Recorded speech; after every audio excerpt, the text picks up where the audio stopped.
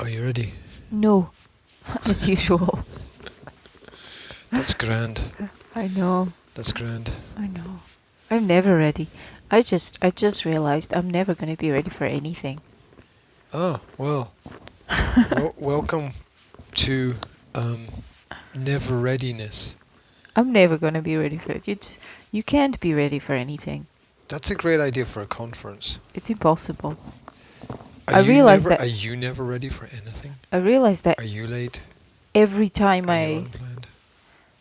every time I go exercise, I'm thinking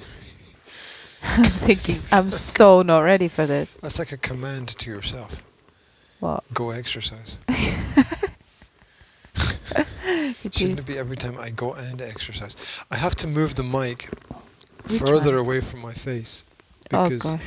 my facial hair has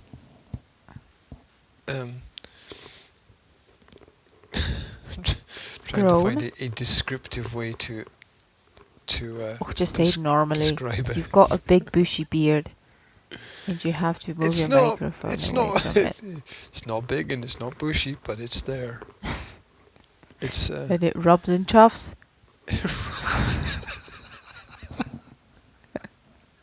Against the microphone, of course. it rubs and chuffs. Is that? It's not Is a that verb. not a word? It's chuffing against the mic. If that's Isn't that not something a verb, that's not something that a train does? I don't know. But if that's not a verb, it definitely should be. Chuffs. Yes. Is it It's- shaves? I think it is. Well, it should be Ch- chuffs. It should be chuffs and chafes, Yeah. which Really. sounds like a gangster podcast. Or something else. Or a bad pop group. Or a porn site. Anyway, yes, you should shave. That's the moral of the story is you should shave. Because if you don't, your beard ends up pricking the mic and you end up with Chuffy. Chuffy podcast. chuffy sounds. Yes. Right. It was ruined by his chuffing. His beard is chuffing against the mic. It's a great verb. I don't understand No, how. that's an adjective. How did? Chuffed. Well, you can't have an adjective chuffed unless Which- you first have a verb to which doesn't- chuff. You cannot be chuffed unless somebody chuffed you.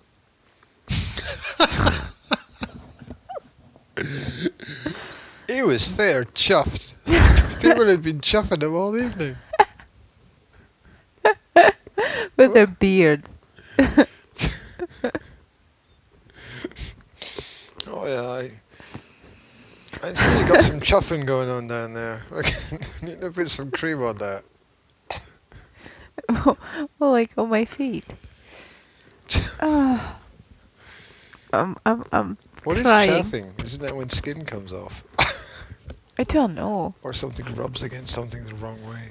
I don't know, but if it's not a verb, it should be. But I think it must be a verb. I think you just didn't hear about it yet, which is really weird because it's an It's- awesome verb.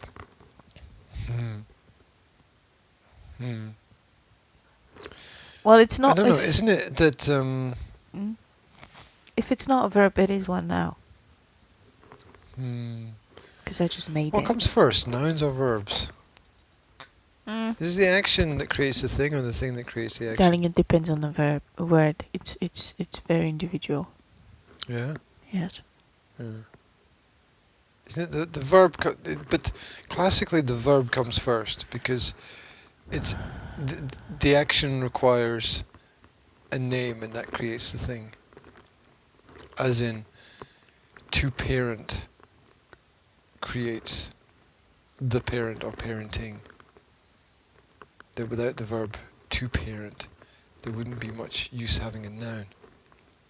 Oh, but Because are you talking like philosophically, or are you yeah, talking I am. etymologically? Well, okay, I'm trying to talk both, but of course they're not exactly the same thing. Because I think etymologically you will find that it's half and half, maybe, or maybe there is a certain, larger percentage of one and smaller percentage of the other. But I know that it's very individual. You've got words that are nouns first and then verbs, and then you've got words that are verbs first and then nouns. And I believe that maybe parent is one of those that would first have been noun in the past, somewhere in Latin, and then people made a verb out of it, because the English language is funny.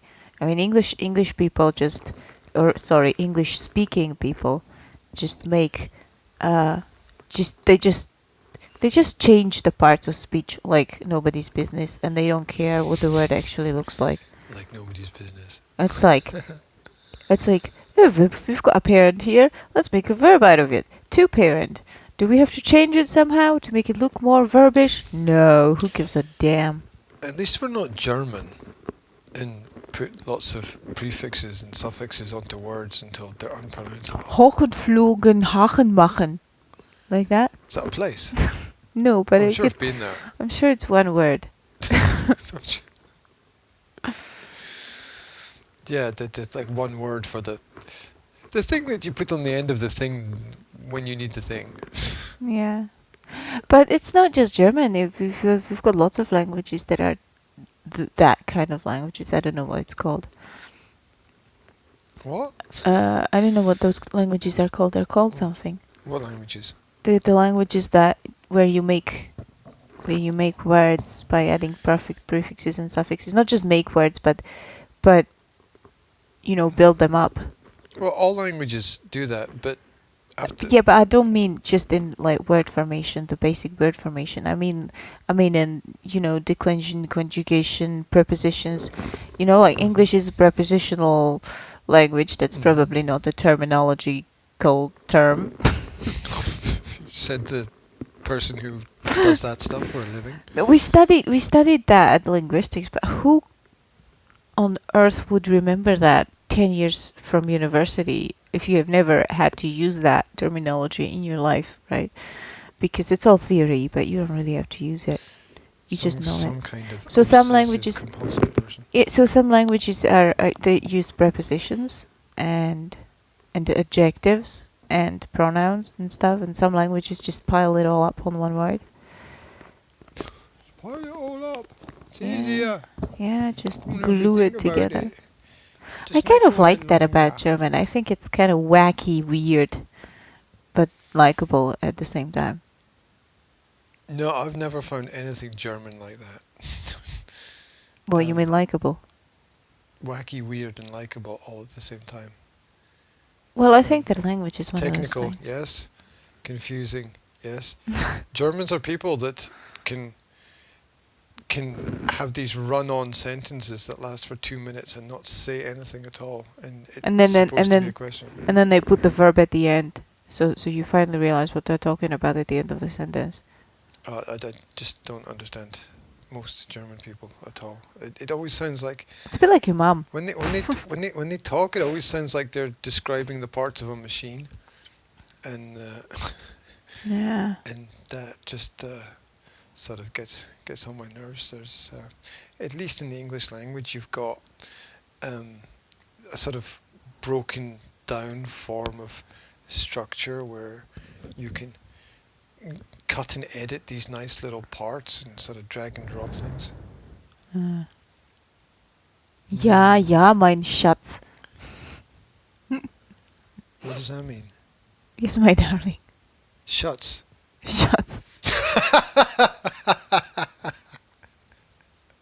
I told you, it sounds like a part of a machine. Ich liebe dich, mein Schatz. Yeah. We must connect the shuts to this other part here, and then you will see what result will That's be. chassis. That's chassis that you're thinking about.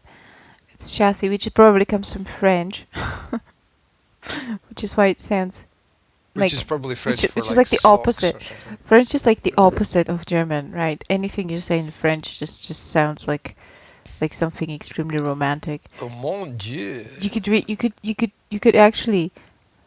You could read like a two-tact engine manual in French, and it would sound like a love song. Yeah, and you could read a love song in German, and it would sound like an engine manual. Avez-vous un grand voiture? Does that make sense? Yeah. No, I don't actually. I don't have any fucking voiture. Uh, And then you can je say suis just about très anything in fatigué. English. You can say just about anything in English and add fucking into it, and it would still sound normal. Um, yeah, that's the deterioration of the language, basically, and the deterioration of the mindset, and just Is that why you use swear words in every sentence? Because your mindset is deteriorating.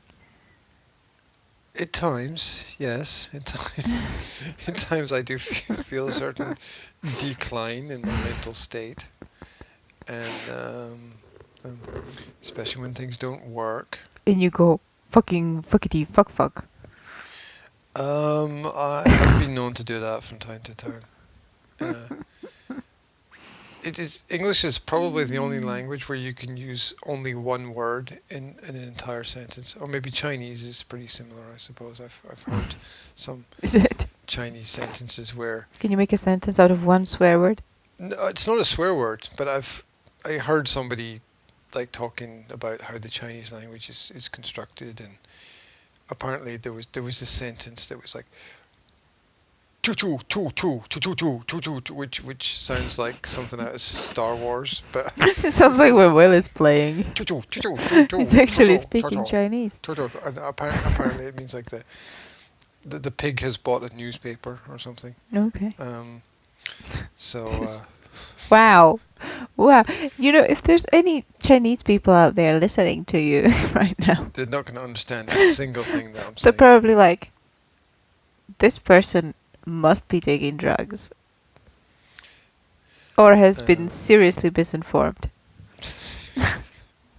It's a technical term. Seriously disinformed. That was a seriously disinformed person. You mean they were thick as shit? Yes, that's it. No, you could just be disinformed. I said misinformed. There's a big difference between misinformed and disinformed. But it was the use of the word seriously. Right. As opposed You to like not just being that one. stupid, but being like super stupid. a new class. Yeah. It's a bit like me right now. Is it? Yeah. Totally. I just need this caffeine in my brain to kickstart it. I normally have a pen and a paper. I like the and word don't have one kickstart. today. What? I like the word kickstart. Would you the like me English- to kick-start you? The English word kickstart, it's so cool. Because it's so evocative. I mean, you can imagine somebody not being able to start the bloody boat and pulling that freaking cable. Like, you pull it and it doesn't start, and you pull it and it doesn't start, you pull it and it doesn't start, and then you freaking kick it, and then it starts, right? And you just kick-started the engine. And then you can take that image and just put it into everything else. I just love it. It's so metaphorical. You don't have that in Slovak language. You don't have a kickstart. No? No. You must have. I mean, what's the term for like starting one of those streamers for cutting the garden or something like that? You just say like yank it or pull it? No, it's not startować. Just start it. Start it. You just start it. You don't kickstart it. That's boring. You can either kick it or start it, or kick it and start it. But the word kickstart is so all-encompassing. I just really like it. And you've got lots of words like that in English language. And you can make words like that as well. There's flexibility Like there. jump plunge. Or What? just made that up. Jump plunge. There's no yeah. such thing as jump plunge. It could be. Is there?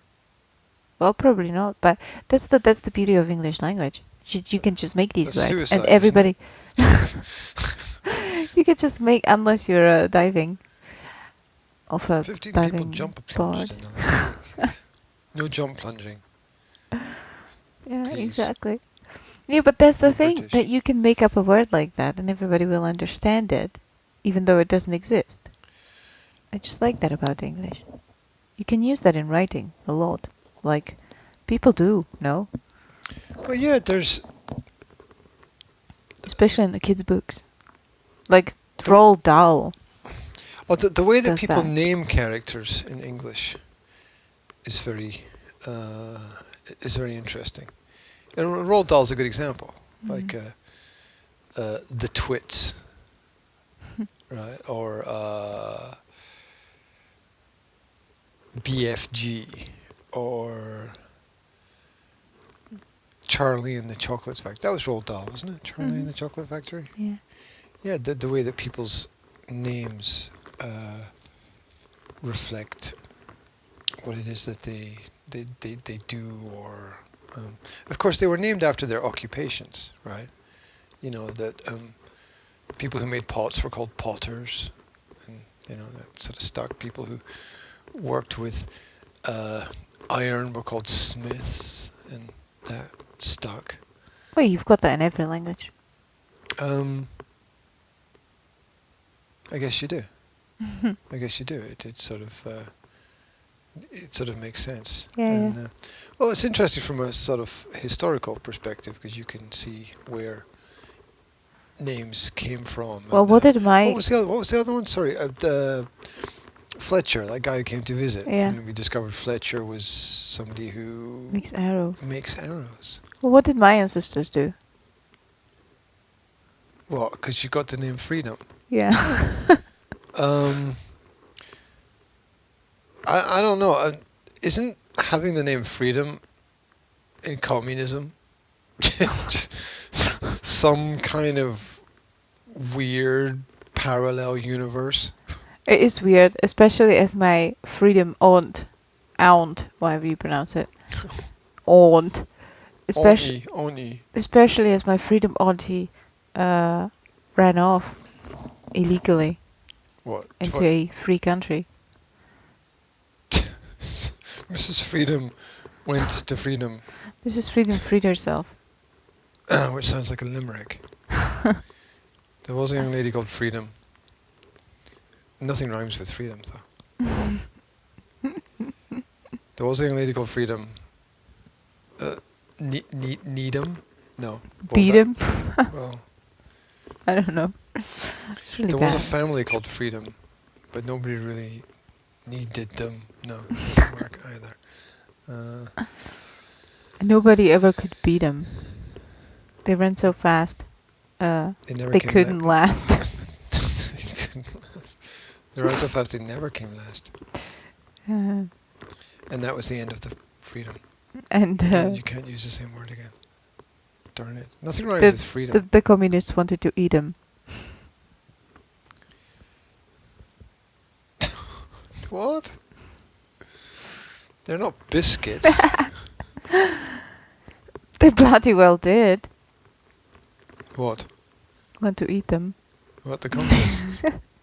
Well, after my aunt escaped, They were weird people. after my aunt ran away to the... What, someone tried to eat her? No. To West Germany, what they did is that the entire family would then be considered suspects of, treason to state or whatever. And No, because everybody tattled on everybody like a they wouldn't... school prefect ring. And they weren't, they didn't... It's like my father, for example, you know how people had to go to the military service for 2 years? Yeah. Mm-hmm. And because... And not really do anything. Yeah, and because my family was considered... After that, they were considered, like, bad guys, criminals or whatever. Sheep of the... He went to military service, and he was put in a... really bad job somewhere doing Yeah, something in a place where they put other Siberia, other criminals, like the Gulag. thieves and people who have been to prison or who had a history in crime, Oh, he basically. worked in a school. He worked with he worked with nasty people. Nasty people. He worked with The nasty people. nasty people were in government. That's where the nasty people were. Yeah. So Communism is nastyism. they sure weren't going to be given any privileges after that. That's for sure. Anyway. Yeah, I think that the freedom name comes from a legacy of teachers, actually, because if you look at classic Slovak literature, from long time ago, you have like plays and novels and books that sometimes mention people called Sloboda, which would usually have the teacher's occupation, which is funny because my family really is very teachery. French language. What? From the word freedom Uh-huh. is also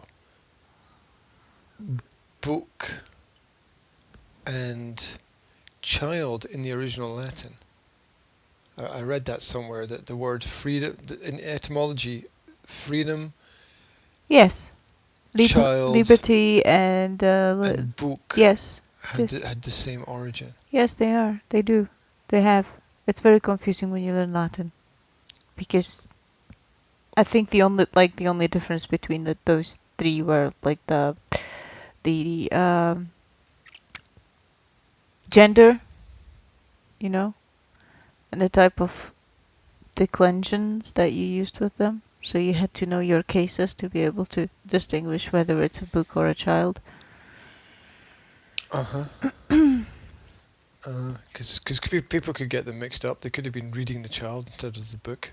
Well, the Latin people probably Or Latin putting the child people, on the shelf. the Latin people, the Romans, whoever spoke Latin, The probably Latins. The Latins. the Latins probably Yeah. wouldn't, but I sure did.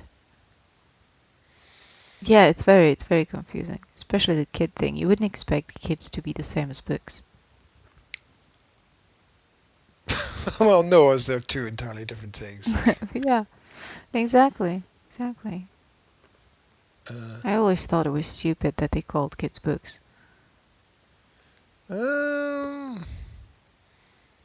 guess it's about growing and learning. And being free. Yeah, as if children in Rome were free. That's questionable. A lot of them were slaves. Yeah. So that's not cool. Obviously, but then the slaves were just called slaves, I suppose. Servus. Slavs. Servus. Servant. Servus is a slave in Latin.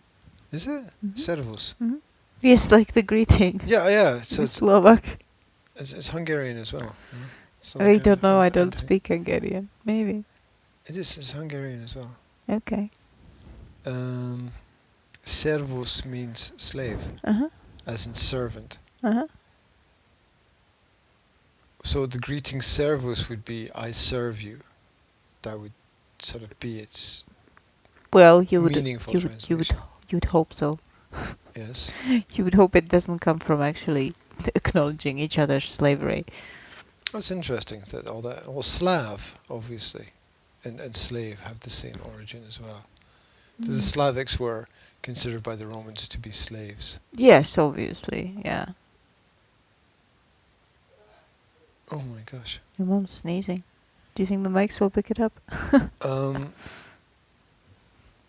Probably I don't know. not. I don't know. I don't know about that. But she is really annoying in the mornings, though. I mean, It's just because she's really loud. well, no, it's 6:45. She decided to pump up the volume on whatever it is she was listening to, She's been blasting out the telly, and and poor Jedko, who went to sleep about 6 hours ago. yeah. Right. She also woke him up in the middle of the night because she needed her hottie refilled. What? No one's hottie ever runs out of heat. Well, How's that even possible? she needed her hottie refilled in the middle of the night. Because she had a sore shoulder, so she had to wake up Jetko to do it for her. What, like her hottie ran out of heat in about 3 hours? That's never happened to anybody in human history. You wake up in the morning with a hot water bottle, it's still warm from the night before because it's designed to be warm. I know, I always wondered how the hot water bottle does that. Well, It it's kind got of retains heat. I think she's sneezed herself off the planet. I think I don't that know. sneezed increased the volume of whatever it is she's listening to. I don't get it. That's weird. I don't get why somebody would turn the telly on really loud at 6 o'clock in the morning. First of all, I don't get why somebody would turn the telly on. When you've got somebody sleeping next to you. Isn't that just disrespectful? Yes, it is extremely. I mean, and egoistic. listen, you might as well get a drum kit out of your pocket and just fucking bash on it. If you could fit one into your pocket. It's also in a house with like 7 bedrooms, right? How many bedrooms? 5 bedrooms? Why can't you wear headphones or earphones? Why can't you go to the laundry or something? You know, some other part of the house. And because she's half deaf, right? It's not like it's on quietly. Well, yeah, that's what I mean. It's blasting out really loud. And how can Jedko get any quality sleep? And he'll wake up more tired. And then he'll be more tired because of that. And then she comes and says, "Oh, you're still asleep," right? When he hasn't had any sleep because she's continually woken him up. It's terrorism. If I were Ditko, I would just sleep in a different room. There you go. That would solve the problem, wouldn't it? When you've got 5 bedrooms, right? I Yeah. could just go and sleep in a different Yeah, room. but then she wouldn't have anyone to fill her hottie for her in the middle of the night. Right. Yeah, that's true. There would be no escape there. It must be frustrating to get to the end of your life and not have peace. Yeah, well, I don't know. I'm not there you would yet. think you'd work for a certain number of years in order to, have a little bit of space to breathe. Yep. And at least have a good night's sleep. Yeah. I mean, if you've lived 75 years and after 75 years you can't actually have a night's sleep. Yes, but don't forget that there is no such thing as a victim in this situation. Yeah, in the sense that victimhood is a choice. It's a choice. There you go. Because I you agree could with stand up, you could stand up and say, "Don't do this." But he's not going to do it. Or he could stand up and say, "Okay, well, I'm going to sleep in a different bedroom from now on. Because I don't like this." But he's not going to say he doesn't like it. Right? The acquiescence is frightening. Just the... And maybe he doesn't give a damn.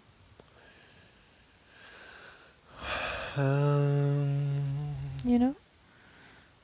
Maybe you're just projecting your own reactions onto your dad. I was like, it would bother you, but maybe it doesn't bother him. Maybe he's happy. Maybe he's happy that Babka's happy. It's a bit like wondering why somebody hitting your hand with a hammer doesn't bother you, right? I mean, obviously it's uncomfortable. I mean, the level of how much it bothers you is less important than understanding that it has to be uncomfortable. There's no one who's going to go like, "Yeah, I love people who hit my hands with hammers. Yes, that's right. I need more of it." I mean, no one's going to argue that. Maybe he's just happy that Babka's happy. Maybe it doesn't wake him up. Other people's happiness makes me happy. You never know. You never know. I don't know. I don't go into that sort of what I would call Zen area where you're able to and disconnect from what I would call reality and sort of say that, well, I'm at peace with myself and everything is okay. Yeah, well, there's very little point being at peace with yourself if everyone else around you is at war. No, I'm talking about personal preference. I mean, you could be observed in a park playing with the kids by somebody else or some other guy, right? And this other guy might think, "Oh my gosh, look at that poor man. He's been given the kids to take care of, and God knows what their mother is doing, and he has to spend his time chasing after them instead of working towards his dreams and goals." And he might think that because he prefers to do other things rather than taking care of his kids, right?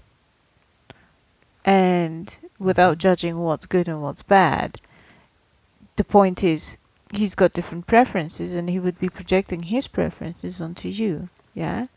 While you are very happy to do that because you're quite happy to, bring some value into your children's lives. So maybe Jetko just loves Babka so much that he's happy that she can do that in her own bedroom and that he's quite comfortable with that, You don't know.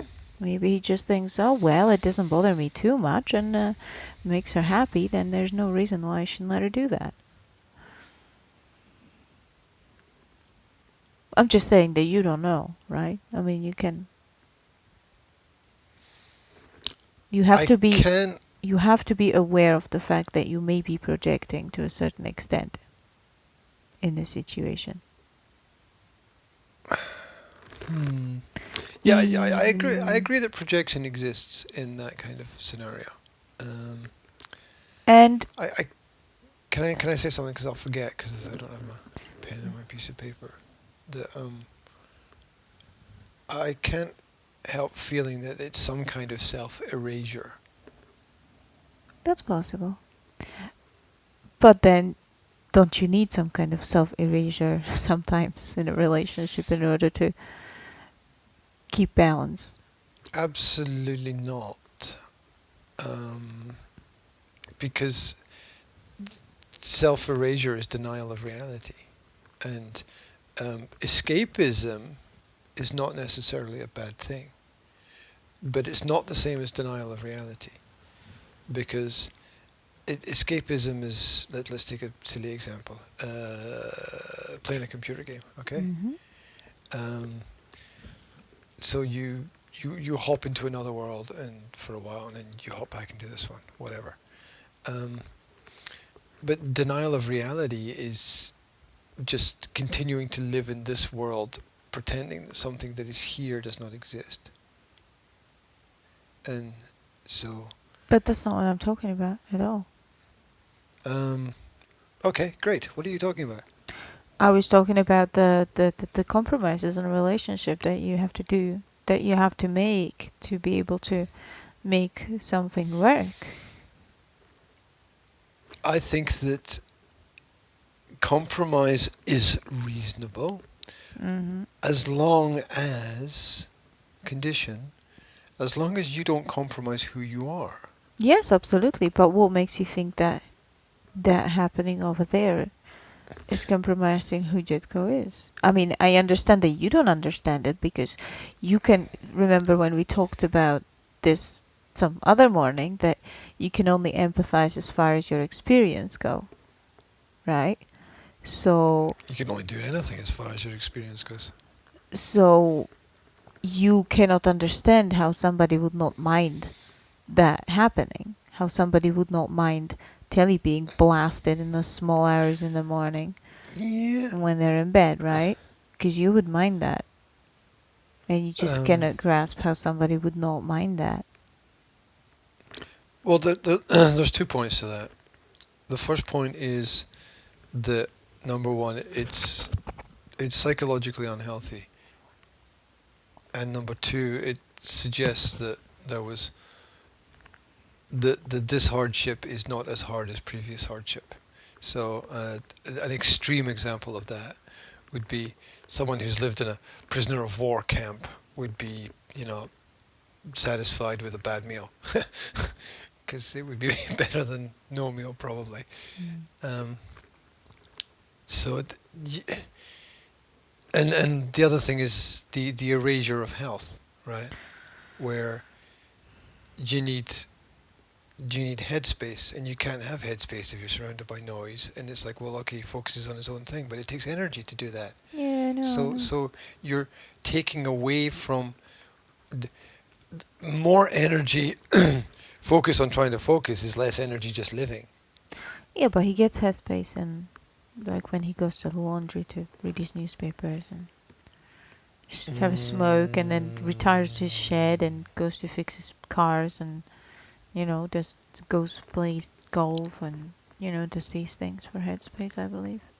I also think maybe the Except he doesn't play golf anymore. staying up late in the evening might be a headspace thing as well. Lots of mothers do that actually. Lots of mothers of little kids are extremely exhausted in the evening, but they will stay up late because they don't have that headspace during the day, so they have to make it in the evening when people are sleeping. Well, there's a difference between. Excuse me. There's a difference between headspace and being lost, and what I mean by that is you can maybe find some educational program to watch, and my God, if you've got 57 channels on your TV and you can't find anything Yeah, educational, Dad does that you've quite made a often, mistake. though. Yeah, but it's not educational. I mean, I went downstairs last night, yeah, and he was staring at that small screen in the corner of the kitchen, whereas they've both got enough money to get a giant big screen, put it on the wall, and not strain their eyes or their ears, right? Mm-hmm. But they'd rather have something small, stick it in the corner, and deal with the all the problems connected with it. Anyway, he was watching a program about two rich people who were pretending to be waiters and waitresses and cleaners and servants in a hotel, so that they could experience what it was like to do that job. And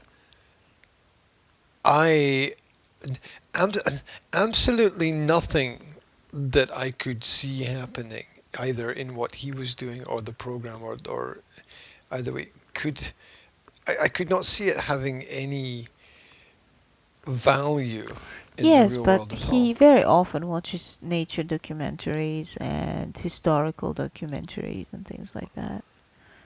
Well, yeah, well, there are all these programs on TV about the excavation of ancient artifacts in Yes. the Sudbury Plains. So it's not like he always watches stupid things. I think yesterday he was maybe, yes. So it's like 50-50. Oh, he watches but he watches programs about He watches what's on. it, what's that word where you live through other people's actions? Is it? I've got this word vicariously. You mean television? Oh yeah, that. You mean what television What does is that mean? all What does about? vicariously mean? I don't know. Uh, I don't know. there we go. That just. I also, I almost, Can I ask Google? always thought that it meant something with a vicar. I thought I don't know. Maybe it means. It was like something maybe religious. Maybe it means violently or something. I don't know. I just. I thought it always meant religiously or something like that. Yeah. I can ask Google. Uh-huh. Okay, Google. What does vicariously mean? Here's the definition of vicariously. Ah. In a way that is experienced in the imagination through the actions of another person. I was right. There Oh. we go. Oh, interesting. There we go.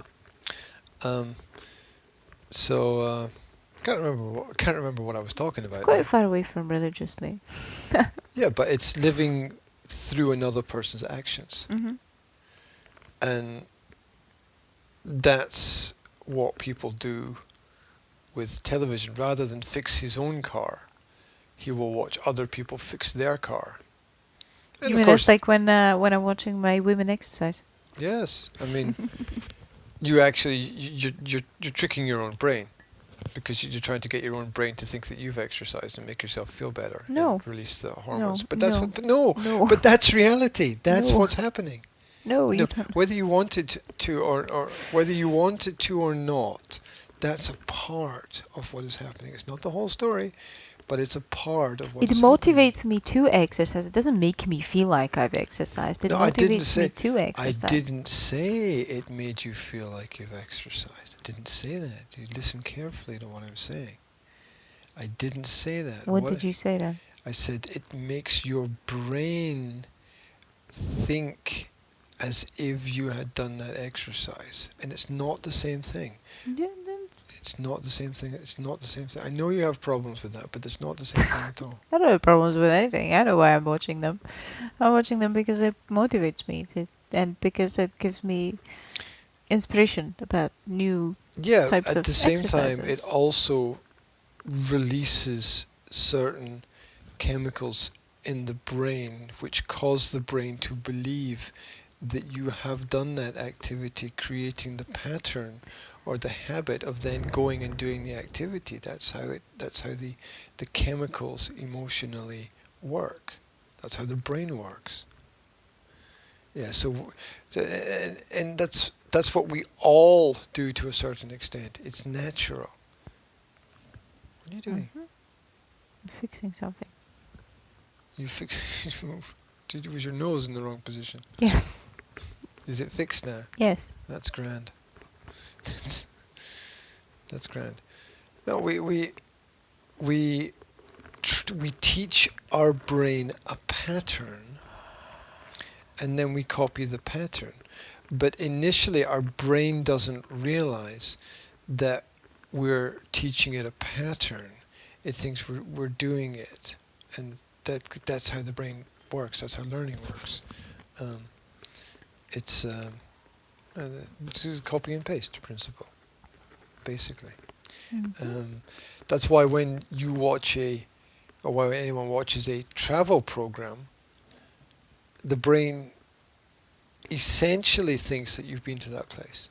Now, of course, you can program your brain to realize it's just a program, it's not real, and you weren't there, but there's still a part of your brain that thinks you were there. I don't think that's true. That is 100% true. How do you know that? Because of how the brain works.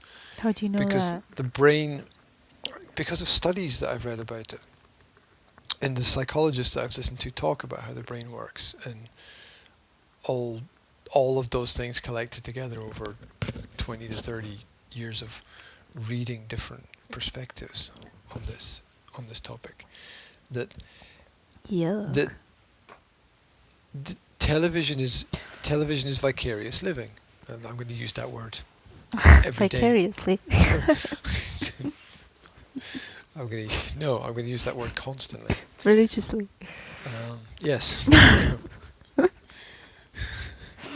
Use vicarious religiously, and you will be fine. That it's like you can't afford to go on holiday, so you watch the programs. And the classic example of this is under communism, where people couldn't travel, but there were lots of books about other countries, so people would read the books, and that created the pattern in the brain that allowed the release of the belief of freedom, because the people on one side of their brain knew they couldn't travel, but on the other side of the brain, if they read the book about the travel, they could feel as if they'd been there, and that allowed them to survive. No, So I think that just wanted them to. that's Want, not I think that just made them to want to do it more. Well, just saying no has no relevance in that sentence. The second part of your sentence is valid and relevant, but just saying no is not an argument. Just saying no is actually expressing my disagreement. So it is a valid part of the sentence. Like I just gave Do you have a problem with people I gave a deep psychological expressing explanation of disagreements? how something worked, and your response to that was no. Yes, because I don't agree with what you just said. I don't You don't agree agree that with the fact. I don't agree that reading books would make people feel more like It doesn't. they've been Okay, there. that's good. That's good that you don't agree with it, but it doesn't change the fact. It's like, yeah, I don't agree with a tree being planted there, but the tree's still there. It doesn't change the fact. But just because you say that it's a fact, that I have no reason to believe you that it's a fact. I can go and research it myself. Mm, yeah, that's kind of a weird thing. That's kind of a weird perspective to have, because the denial of facts is the road to hell. I'm not denying facts. I'm saying that I don't know if I trust what you're saying. I'm going to have to go and research it myself. That's not denial of No, facts. That's questioning what you're saying. No, it's sensible to question everything. There you go. But it's not sensible to reject everything. There's a difference. Well, I'm not rejecting everything. And well, I think no is a strong rejection. Yes, but I'm not rejecting everything. I'm just Okay, rejecting I just one say- point that okay, you made in your argument. Okay, yes. Okay. If you're going to double down on the fact that I used the word everything, then I take that word back and remove that from the sentence. Okay. Okay, I And say just in rejected this- one single point. But I'm explaining that from what I have read, it is clear that that along with the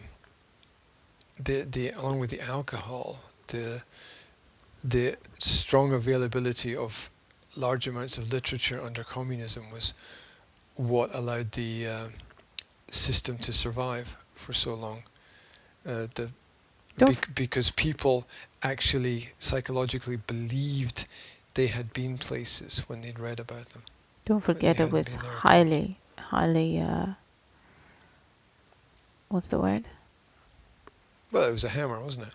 No, No, you're not talking about the iron fist of the rule. no, it was highly, What's what's the word? I don't know what you want to say, so I can't. Censored. The literature. Yes, everything was highly censored.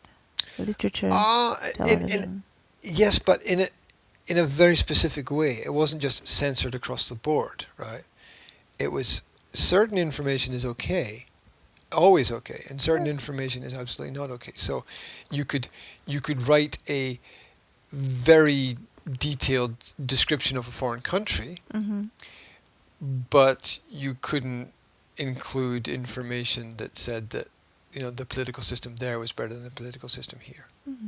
Right. So there was acceptable reality and unacceptable reality. Yeah, if you manage to put a negative spin on the Western countries, that would always be a plus. Yeah, in general, there would always be some kind of advantage there, and it hasn't really gone away. It's sort of still there, that you have to promote that. For example, British is best, or the last sort of tourist marketing campaign was what was it? Britain is great. Yeah.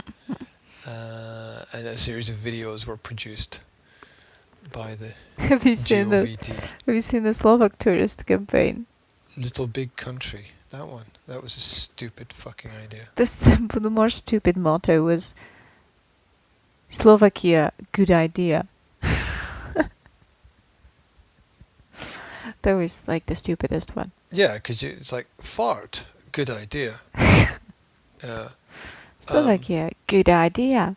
Blow your nose. Good idea. I've got the ability to make rhymes. It's like a comedy on the program. level of a 4-year-old. It's like a comedy program. Somebody in a bar came up with that. And Yeah, it's like they rubber stamped it. They took a 4-year-old and they told them to make a marketing campaign for Slovak tourism. And the 4-year-old decided to include dinosaurs, but they took the dinosaurs out. It's a direct rest of them was translation just boring. from the Slovak that makes sense into the English that doesn't make sense. Yeah, it's usual. Yeah, that's the classic. That's a classic. Yeah, because it's like it makes more sense in Slovak to say "Dobry nápad" than it does in English to say "good idea," because English is so ironic, right? That good idea could be bad idea. Yeah, good idea. Slovakia. Yeah. Yeah, it would. it would be much, much better to have something like, why not? I don't know. It would be much. Why not? I don't know. Oh, it was all bad. So bad. Of course it is, because they're not truly interested. They don't truly get it. Most people don't truly get it. Like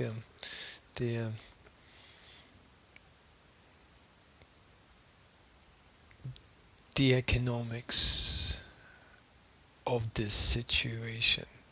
They should have hired. They should have gone to Britain, hire a marketer from Britain, take him to Slovakia, get him to do a marketing campaign in English for Slovak tourism. That would have been logical. But they probably hired some kind of, marketing university graduate who spoke half English. With big tits. He spoke half English. I don't know if they have big tits or not. That's how Slovaks do it. And with a wealthy dad or something. And they just did whatever they thought was a good idea. But they didn't really speak English, and they didn't really know anything about English culture or language or anything, and they just farted something out in Slovak, and then they translated it really badly into English, and that was it. It had like nice pictures and videos. That's the entire history of Slovak tourism. It had nice pictures and videos, but the verbal side of things was just a disgrace. You know what would be fun? Yes. It would be fun to make like an anti-tourism video, like all the reasons why you shouldn't go somewhere. That would be great. No, it would. You mean like those 120-year-old trains and that smell of pee? Yeah. I mean, that would point out the reality, right? Yeah. I mean, all those tourist videos are like, it's so gypsy beautiful, villages. and you'll be the only person on the tour of the castle, Right. and look at the colours of the landscape, and The gypsy villages and the rubbish in the ditch and the tires. and You'd get drone footage of the gypsy villages, and the asbestos roofs being carted, the villages and falling, ditches and forests, villages falling apart, and drunk people stumbling and falling. Oh, over I've got a good everywhere, one. The fighting with insides each of other. hospitals. Absolutely. The insides of hospitals and the village pubs. It's like the village pub and with the puke on the government floor. offices and all the closed doors and the unhelpful, unfriendly people and the bad service. Could you imagine? Oh, the bad service would be great. Come to Slovakia and you will get charged for a tap water. Yeah, well, bad Slovakia, it would be called. That would be And- so much fun. Oh, the queues in the Could you skiing imagine? resorts. The Come to our ridiculous- skiing the resort and ridiculous you will prices. queue for a half an hour to be able to slide down a hill for 5 minutes. Could you imagine how popular that video would be? That Yeah. would be just epic, because everyone would be like, "Oh my God, it's true," but we don't want to tell anyone that it's true. Come and eat Gordon Blue. Come and eat Gordon Blue in the restaurant. Served everywhere. You're guaranteed to find it in every single restaurant. You could just do one on. You could just constantly go through the bad translations of stuff. Yeah, exactly. Come and enjoy our fun menus. The what was Yes.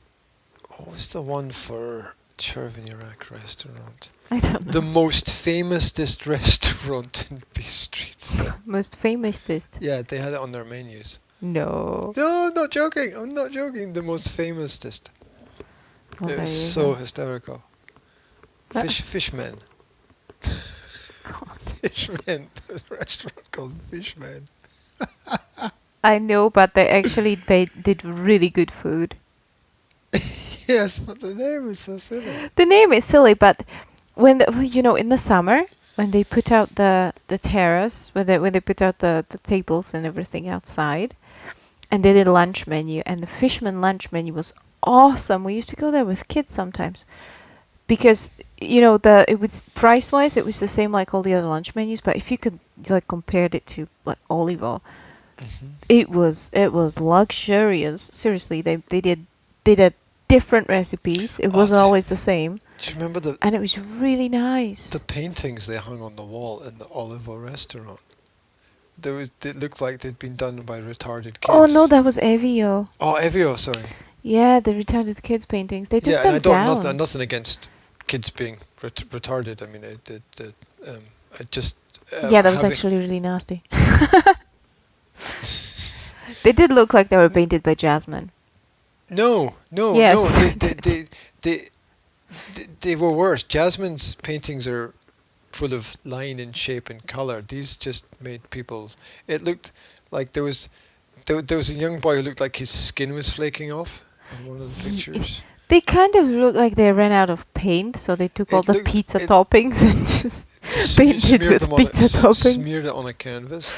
Yeah, It was yeah. the most horrible and ugly thing that anyone could They look were at very ever. and ugly. How They that, took them um, off though. That for the last 2 years or 3 years they were not there finally. because they kind of renewed the inside of There the you go. restaurant. There you go. Those were the days when I could afford to take kids out to eat. Because There you lunch go. menu would cost €3.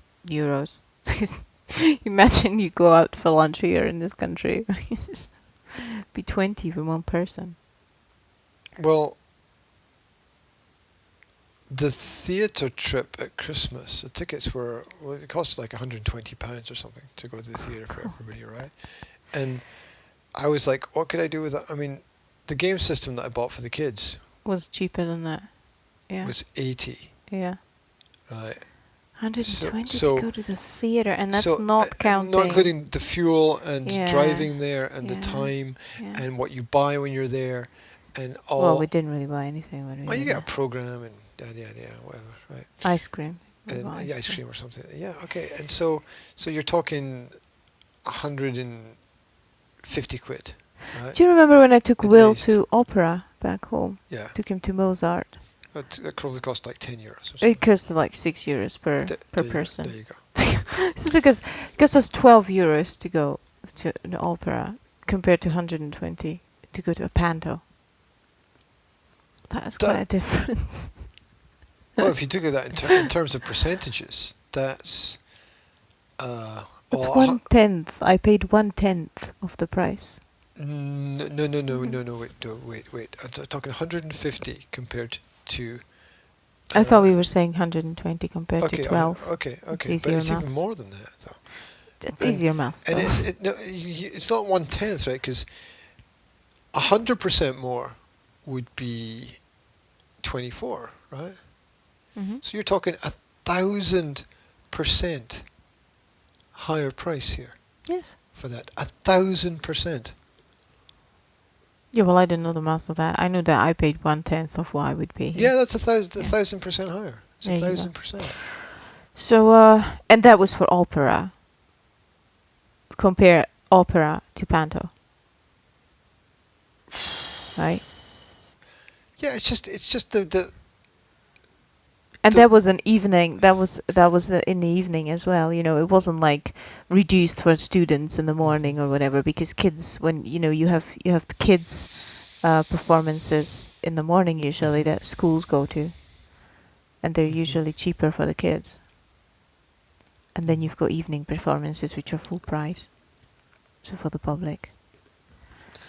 I do miss that. it would But cost he you did- even more. Yeah. He didn't understand anything, of course, because it was in Slovak. But That's not important. it is important. No, it's important to have the cultural experience. That's true, but it's also important to understand, I think. They're both important. I don't know. Maybe he understood more than you thought he understood.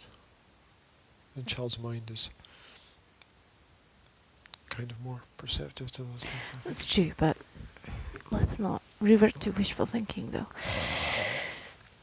I think that I definitely see the language, the fact that this country speaks their language as a huge improvement in their ability to learn and progress, but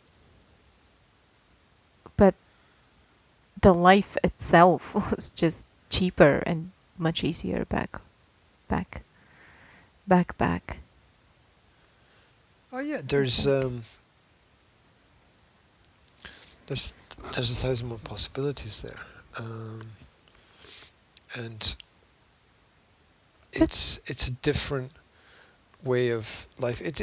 It's a more vibrant culture there because it's a youthful culture, and by that I mean it's it's a new country, right? mm, You're talking about a country that's 25 years old, right? mhm, In terms of its so-called democratic system, and there's a massive difference between a country whose system is 25 years old and a country whose system is 500 years old. mhm, There's a massive difference, and everything is so set in the way of how it should be here mhm, that you you can almost live here without thinking too much about anything. You might have noticed that,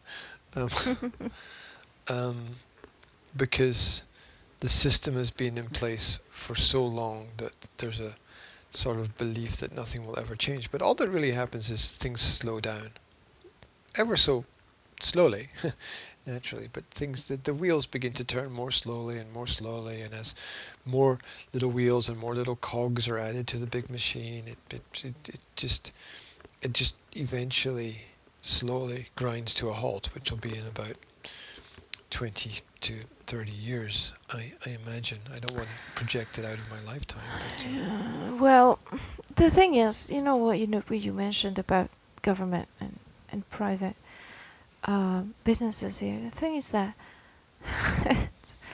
everything is expensive because the government is throwing logs under people's feet when it comes to running a business, isn't it? I mean, you must have this license and that license and God knows what license, and I mean, it must be.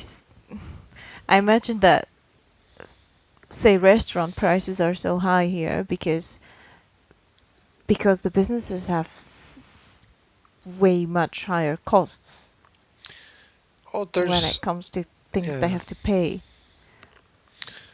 but Right. there are all the hidden ridiculous rent-related costs, for example, for spaces, which is crazy. So, well, Mm. look, here's the basic principle.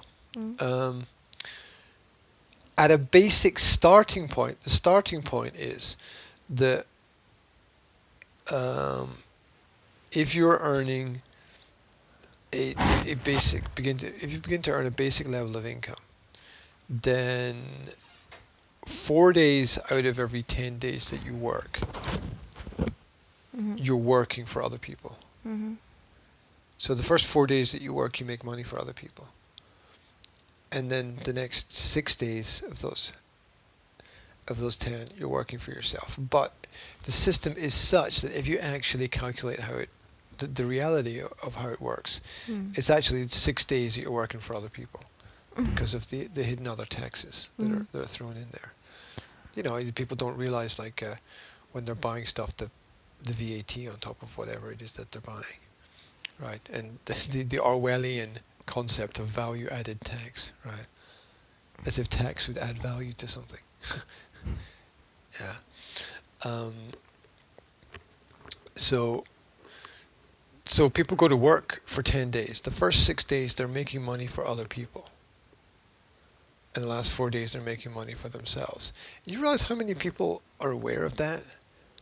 It's and if and that's only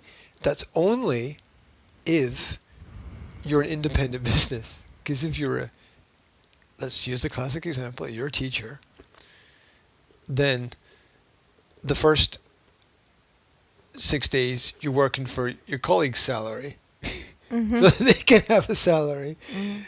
and the last 4 days you're working for you to have a salary, but the whole thing is a double tax anyway. Mm. So you're not actually generating any income whatsoever. Well, you work and you get taxed so that you can get paid out of that tax. It's just, that's just, it's just the whole fact that society can't work that out, right? The whole fact that society is not, what would be the word? I don't know, cognizant enough to actually process that through their brain, and that it's such a simple concept that teachers can't even teach it. And people who, like, I was talking to a school teacher yesterday, and because everyone's a school teacher for some reason, and their partner also worked for the state, and they were talking about what they're going to do with their income, and to go with the three people that I've had conversations with in the last like 10 days, Mm-hmm. themselves and their partner worked for the state, And? and they had no concept of economics other than how do I spend my money, which essentially was just giving it back to the state again. It's like living in a fairground where they give you tokens and you can never leave. Mm-hmm. Does that make sense? Mm-hmm. Okay, good, because I'm confused about that analogy, but I think it makes sense. That welcome to the fairground. Come on in. Here are your tokens. Spend them wisely. Just remember, they don't count outside of here. And you walk around and spend them, and you're a winner. Congratulations. Here's some more tokens that you can spend here, but nowhere else. Non-refundable, non-exchangeable. Well, Well, there's not much more to say about that, is there? Really, it's the way it is. It is the way that it is. Yeah. I got a compliment this week. No. I did. You bushy beard. No? Calling me names again. Oh, I got a compliment. I got a compliment yesterday. Geez, so cool. He's not like other dads. Who complimented you? Ollie. What are other dads like? I don't know. But apparently I'm not like other dads. Oh. Oh. So, no, it was Ollie's mum said that, because I was Is that a good thing? playing about. And look, when a kid compliments you, and it's meant in a sort of nice, innocent way, which is how I take it, right? Not in the sense of he's so cool, he's got a nice car, you know, you're kind of there. But it's no, because he was playing with us in the pool. He was talking about the pool, going to the pool during the week. Okay.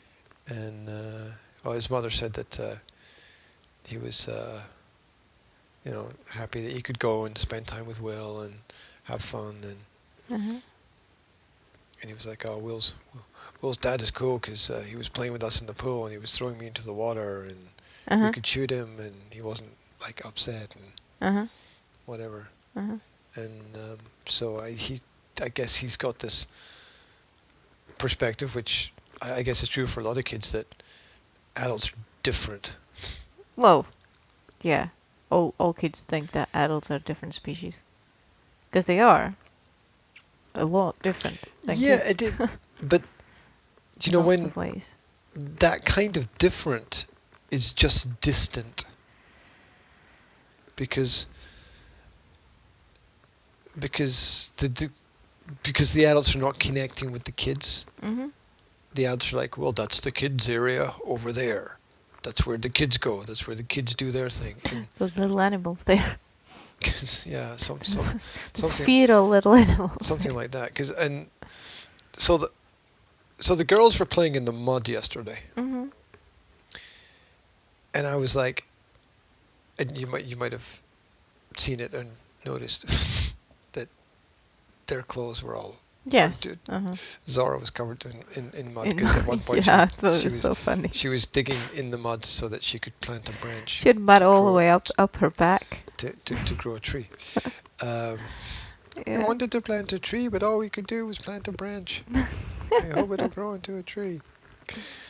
And Isn't that great? well, yes, That she's 6 and she's playing. She's her play pretend is about planting trees. yes, that's nice. That's very I nice. think that's really nice. And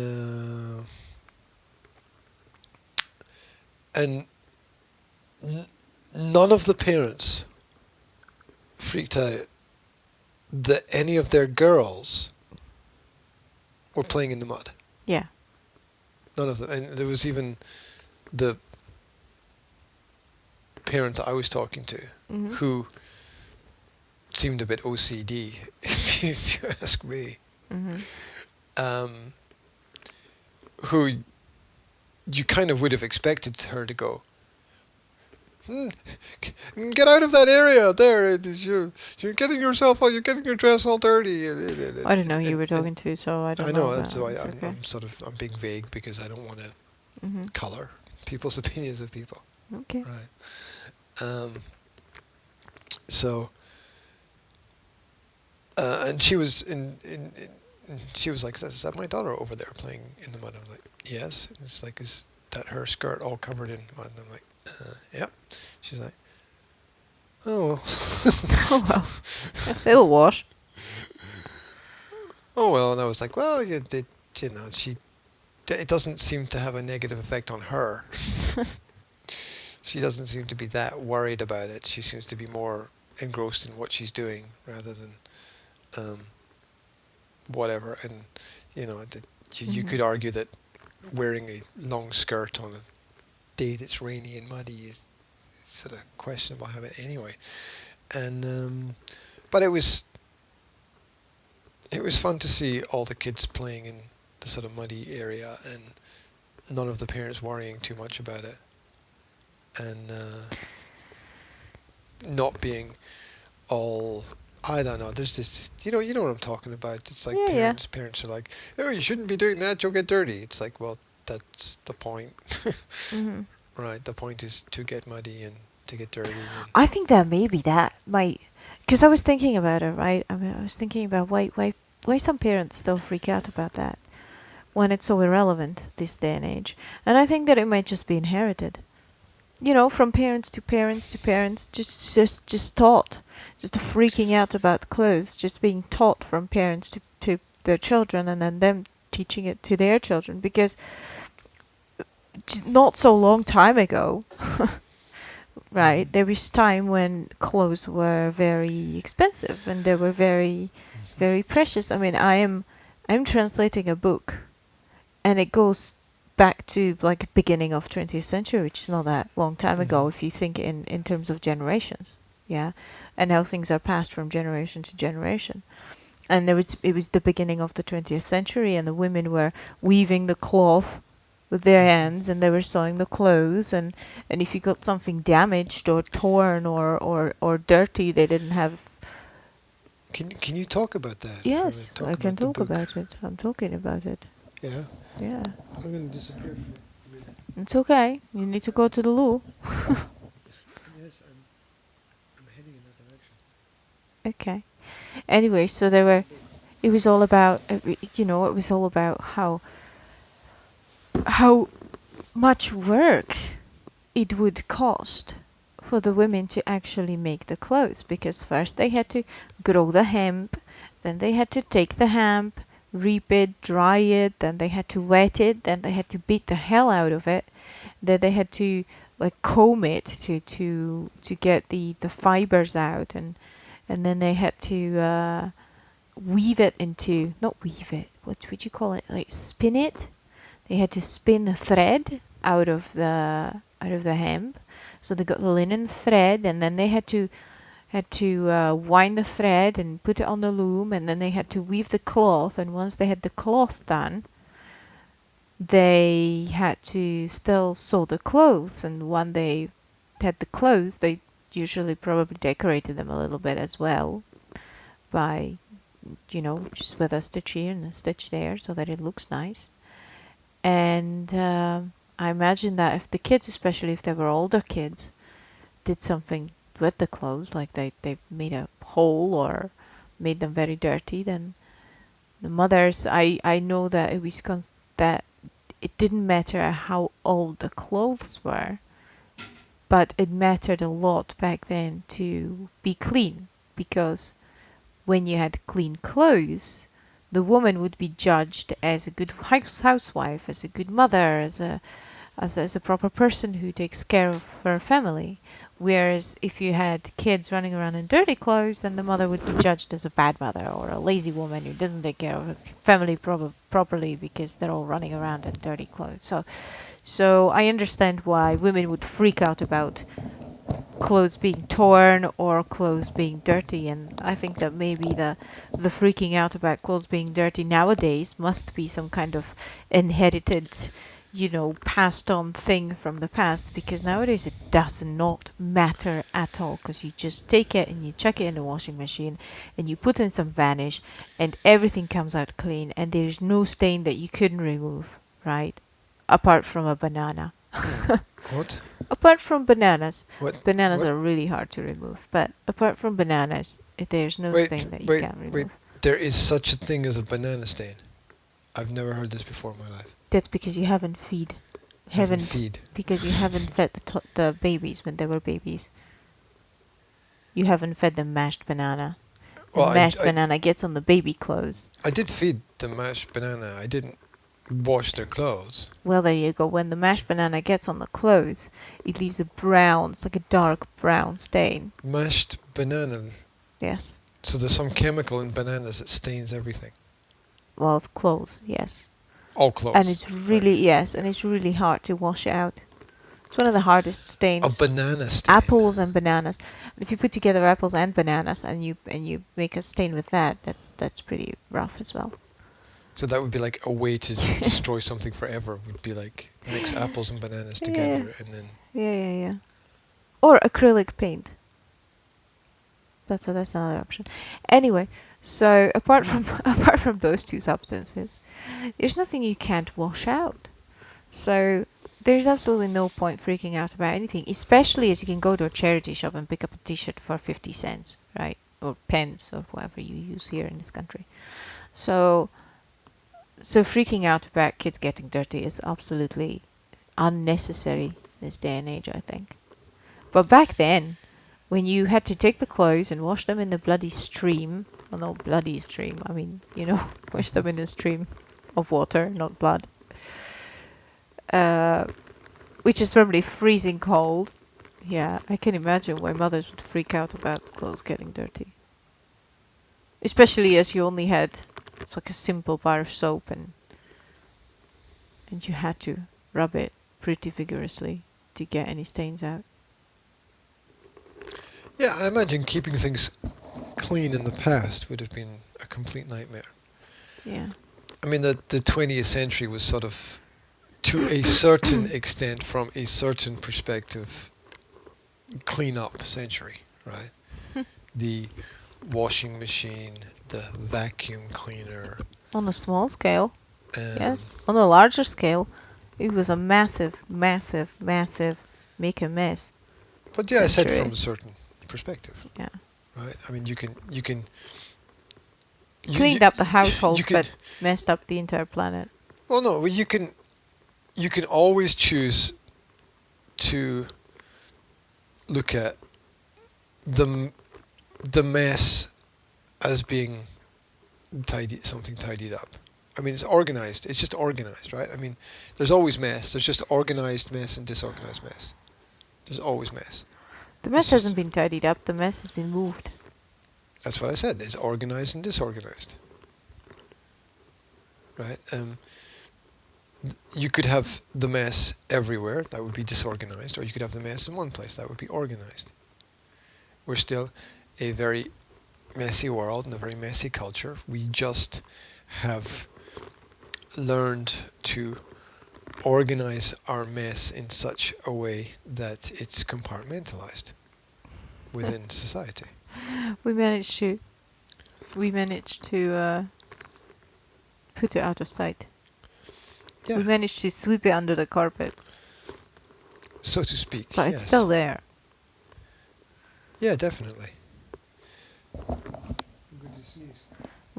All we did is we took the mess from the household and we put it in the rivers and in the ocean and in nature and underground, and just put it in places where you can't see it.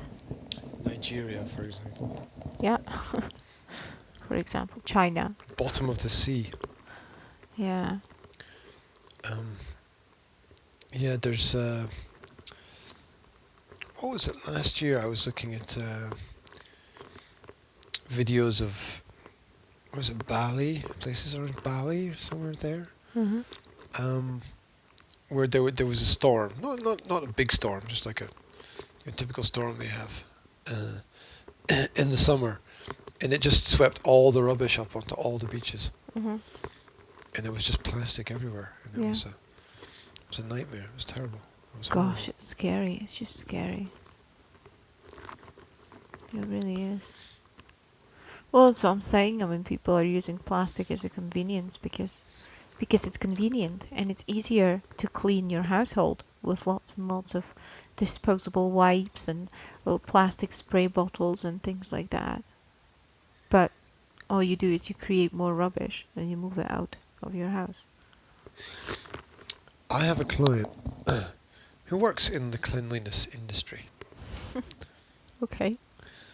and I was, they're a trustworthy client, right? They know their business inside out, and yada yada yada. Okay, it's not just business for business, it's actually business that does help people, and they were talking about the differences between the paper towels that you Mhm. use to dry your hands and Yeah. the air blow dryers. Mm-hmm. Yeah, and how the air blow dryers are the most unhealthy thing ever created, Mm-hmm. basically, Mm-hmm. because all they do is they take the germs. And they blow them onto your hands. No, they blow them onto the people behind you. Oh. So they transfer all of your germs to all of the other people. Everywhere around you. Yeah, so when you go into a toilet, But aren't you public supposed toilet. to be germless when you use them? Because you've washed your hands first. no, it's not washing your hands that essentially clears all the germs away. The water takes off some, but you have to take a towel and Wipe take them off off. the germs and then put the germs away, and that's what the paper towel does. Yeah. Mm. What the air dryer does is it takes your germs and throw them up into the air. Mm-hmm. So when you walk into a toilet that's got air dryers, Mm-hmm. you're walking into everybody's germs. And it says Sorry. it's causing sickness. I don't think that air dryers are in any way more ecological than paper towels anyway, because those paper towels are made out of recycled paper, so you're not using any new resources. And second of all, they will. Sorry, I didn't understand your first statement. I said that paper towels are not less ecological than blow dryers, Yes, because blow yeah. dryers use electricity. That's a double negative in there. Paper towels don't use electricity, so that in that way they are more ecological. No, They there's are made out of recycled materials and they are biodegradable, so there's absolutely no reason not to use them. yeah, and if you consider the loss in time due to the health aspects as Mhm. well, that there's studies that I've read because I wanted to read up on stuff that my client was involved in, that the hand paper drying towels are Mhm. 80% more effective. Mm-hmm. than the blow dryer Yeah, absolutely. And for keeping things clean. tell you what is not ecological. What is not ecological is the fact that the bins that the paper towels are thrown into are lined with plastic. So once you put the paper towels, which are biodegradable, into plastic bags which are not biodegradable, you're just creating a problem. Do you understand? Yes, I get it. I get it. There are new types. I believe, I haven't studied this, but I believe, and I've been told this, there are new types of plastics that are biodegradable, Yes. which doesn't sound logical to me, but There are, I know that, but they are not wildly used in wildly. wildly. They're not widely Like used thrown around. in malls and public restaurants and stuff, because those people are trying to use as little money as possible for these things, right? So they're going to buy the cheapest rubbish bags, which are just the black, the black heavy duty, just plastic, just pure China type plastic that doesn't give a shit about environment. Mhm.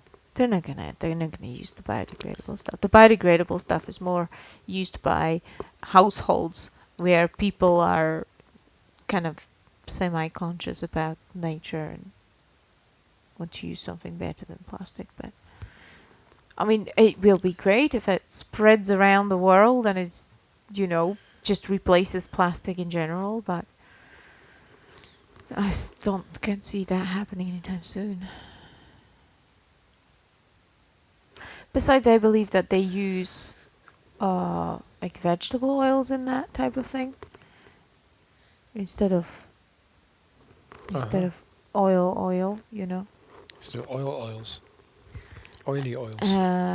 Oily oils. So it's going to put a strain on the environment in a different way, isn't it? Because you're gonna have to produce more vegetable oil, and rapeseed, and other stuff Yeah, that Monsanto loves to grow. there's, in the back of my mind is the idea that it's better, but it's not a solution. Mm.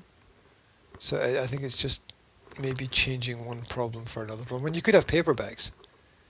You Absolutely. could just use paper bags, Mm, and they would be, as far as Are they a bit of a bio- nuisance because they might rip?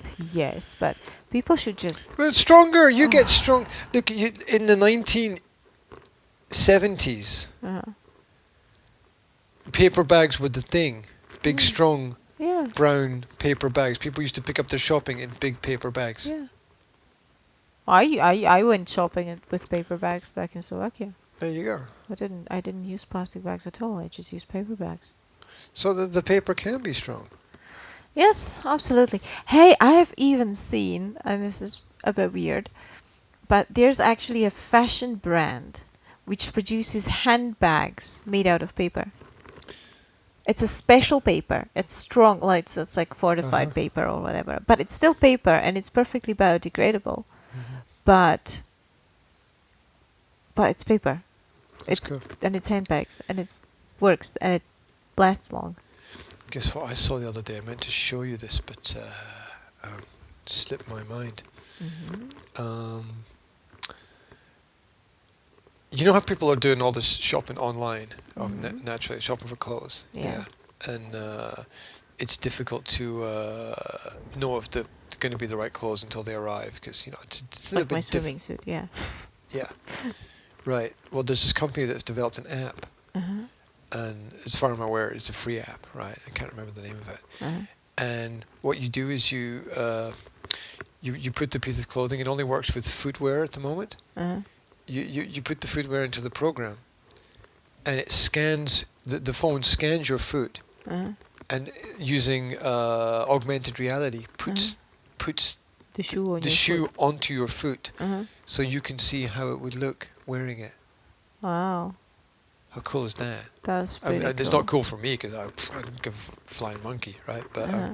but No, I it's very cool. but I was Yeah. thinking like for It's girls, nice it's kind of shopping. something that they'd like. They'd like to have that app and use that. And For girls, because boys don't need to clothes shop um, or buy shoes, right? no, I didn't say that. Let's be fair here. Let's not be facetious about it. Yeah, Right? just You used your mum's favorite word. Oh, fuck. Right, let's be as facetious. Let's be as Suspicious. Suffused. Good. Feces. Feces. No, it's good to point out these things, though. I believe it's good to point out these things. Yes, How you automatically connect shopping with girls. I don't think that's a good thing. Look, would you stop it? You just jumped on a feminist fucking I'm train. not going to stop it because it makes You've jumped you on a uncomfortable. fucking you've jumped on a fucking feminist thing because you're triggered, but you are triggered by the fact that I consciously, not subconsciously, consciously chose it because that's what it was. It was an advertisement that was marketed at women, contained women, showed women doing the activity, and Look, I just presented it, and you're like blah blah blah blah blah, and I'm like just get off the fucking horse. It could be, I don't care if it's a fucking cow that tries on a pair of trainers and uses a fucking application to First see if of they. all, Okay. you're getting angry about the fact that I pointed out a fact. Second of all, Second I of all, don't think I'm the one who's no, triggered your dream. you picked up something that wasn't there. That's what I'm annoyed about. You invented it. It wasn't there. You invented it, and now you're happy with yourself for your invention. It was never there. What was never there? My reference solely to women was not there. It was not there. You made it up. You go back and listen to this conversation Did you again. not say I thought it would be interesting for the girls? Because all the girls that I've ever met in my life would be interested in something like that, hands down. I did not say that boys would not be interested. You read that into it. But definitely, girls are more orientated towards that thing. Maybe boys will be able to use it for their football boots or whatever. And I know that you spend a lot of time looking at all that stuff, and shaking your head is not an argument. You've made up something. You're happy you've made up something. You've reinforced the fact you've made up something. It's not even fucking there. It's not there. And you're happy with yourself. That's what's annoying. I'm not annoyed about the fact that I've made a mistake with something, which I haven't made at all, or that I referenced something unfairly, which I haven't made at all. I'm annoyed with the fact that you invent reality and think that that's a clever thing to do, and you're smart as a result of it, when it's not true. I love it how You've you made- can read my mind and know what I think. I'm just going off of what you've said. I'm just repeating what you've said. You said that I specifically chose the girls. I'm not. I'm just repeating to you the reality that I saw. Okay? It was an advert marketed towards girls. It was an advert that contained girls doing the activity. All the girls I've ever known are interested in things like that. My God, it's like saying, "Oh, you mentioned football. That's not mentioning the girls. That's not including the girls if you mention football or something like not that." My true. God, you've just The you've just analogy was created not something. real. You've just created something. My statement was perfectly neutral and perfectly open, and you've jumped on a fucking feminist bandwagon of trying to be trying to create a problem out of something that's not even there. It wasn't there. You made it up, and you're happy with yourself for making it up. That's an insanity, right? Because I didn't say that. You're like, oh, look at that! I caught him out doing that. I'm like, it wasn't even there. It wasn't there. It's made up. It's not even there. It's just an attempt to derail the whole conversation. It's not even fucking there. You didn't have to have a half an hour rant about it. No, you're right. And the conversation wouldn't be derailed. And now you're trying to make yourself happy about the fact that I found out what the problem was. Well, you haven't changed my mind at all. I still No, think just that... now you're making it about changing your mind. You skip. You do little stone, skipping across the pond, jumping from point to point. Well, I would love Let's to, go but back- you let's won't go- let me. Let's go back to- Because you keep jumping into what I'm saying. Okay, now that's the fourth thing. Okay, you can't go. Okay, stop. Rewind. Go back to the beginning. I was trying Nothing I to. said was unfair. I didn't say it was. Yes, you did. You're I like, just oh, said. you're choosing women because men, of course, wouldn't do a thing like that. That's all made up. I'm just That's saying. all made up. I'm not going to say anything because you won't let me. That's not true. Can I speak now? Nobody's stopping you. Well, you just jumped into my sentence about 4 times. Do you want to say something or not? Well, I'd love to. Yes. Thank you very much. I was just saying that an app about shopping would be great for girls. And it doesn't matter whether you say it or whether it was marketed like that or whatever. Is Do weird. girls love shopping for clothes? Do girls love shopping for footwear? Yes. Is it much more than boys? No. Yes. I Yes. My God, look at how everything is designed. Look at the shop. All the shopping apps are designed for women. My God, look at it.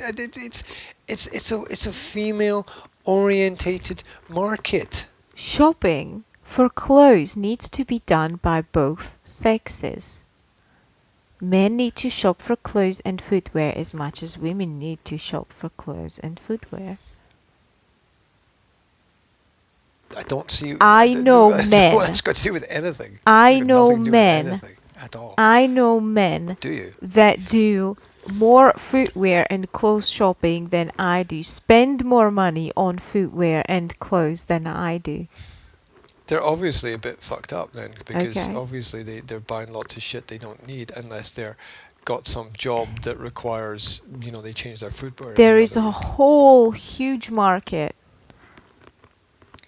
in the Men are becoming women in society. in a anyway, it's sad. young man area, right? The young men The are young a men huge area. If I said the young women area, you'd freak out. For the fuck's young sake. men are a huge market for clothes, for brands, especially for trainers and for clothes. And no, I'm not talking just about football boots, which you mentioned in your big rant.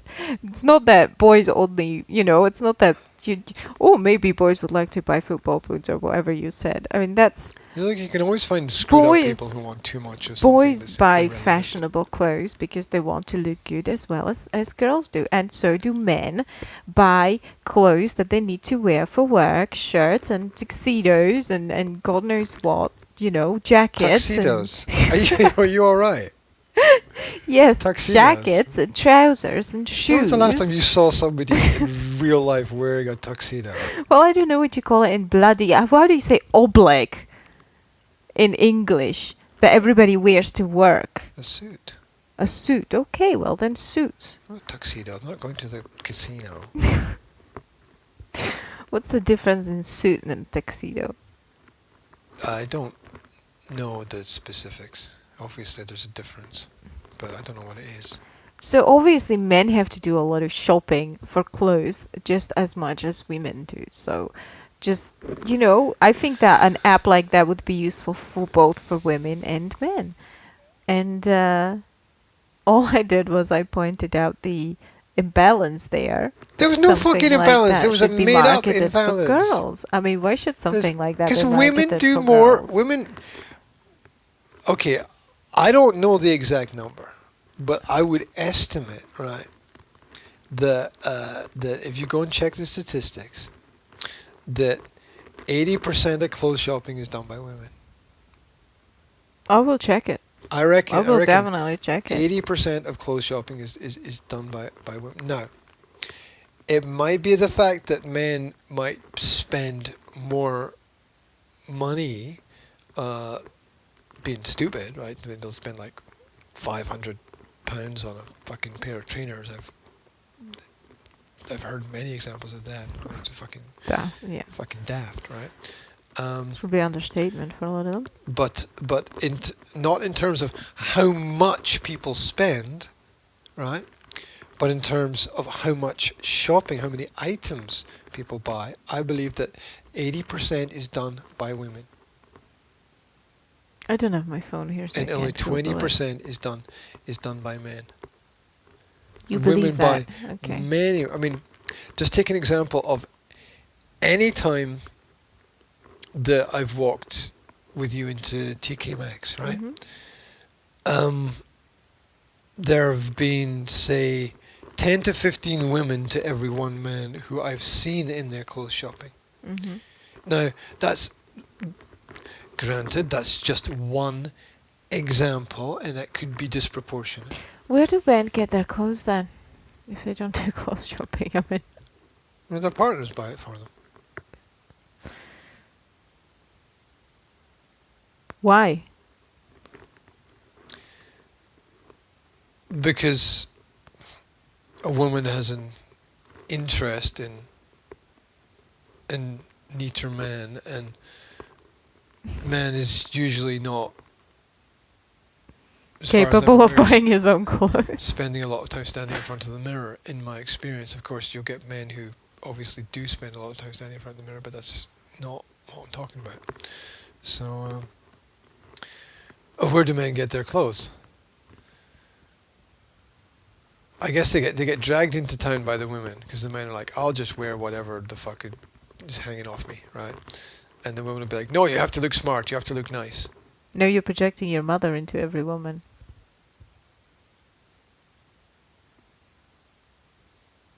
No, I'm actually I'm specifically not doing that, because I am specifically thinking of examples of almost every man that I know who works in business, who I've worked with in the past 20 years, has given me at least one example of being taken by their partner shopping because they needed clothes. So I'm not using that at all. That's a projection. That's your projection onto me of what you think I'm doing, when actually I'm doing something different. Well, what is it that make men not being able to realize when they need new clothes then? They just see stuff getting dirty and ripped and torn as just part of the job. Yes, but do they think it's okay to walk around in stuff that's dirty and ripped and torn? They're probably thinking about the job more than the clothes. Yes, I understand that, but do they not think that clothes matter? I mean, excuse me, Well, but I have the spent... the quality of your job Mm-hmm. is far more important than the quality of your clothes. Not that the quality of the clothes is not important. I'm not saying that. I'm saying that you need to focus 100% on the result, Mm-hmm. and a small percentage on what you're wearing when you get the result. You do realize that you had a row at me for about a million times because your clothes weren't the way you wanted them, right? Like your shirt wasn't ironed, or your pants weren't ironed, or something wasn't washed, or I washed this pair of trousers but not the other pair of trousers, and now it didn't fit with the shirt that you wanted to wear. You do realize that, right? And when was the last time I was annoyed about something like that? When we were in Rastoka, which would be about 3 years ago. Well, point in case. I rest my case. I agree with you. I rest my case. Well, I'm just pointing out that not all men don't care about what they're wearing and never have say, to be dragged around. Weird random Blah, blah, statement. blah. Weird random. Okay. Weird random statement like that doesn't mean anything to me. 'Cause it's All a bit men. Blah blah blah blah blah. It's a bit all hypocritical to men. say that the job is more important than the clothes, and men don't care about the clothes, they care about the job getting them, because you were one of the men that did care about the clothes.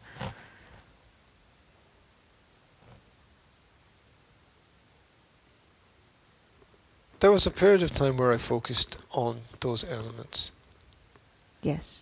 and now that I do most, if not all, of my work from home, then I don't focus on that anymore. That's just the point I wanted to make.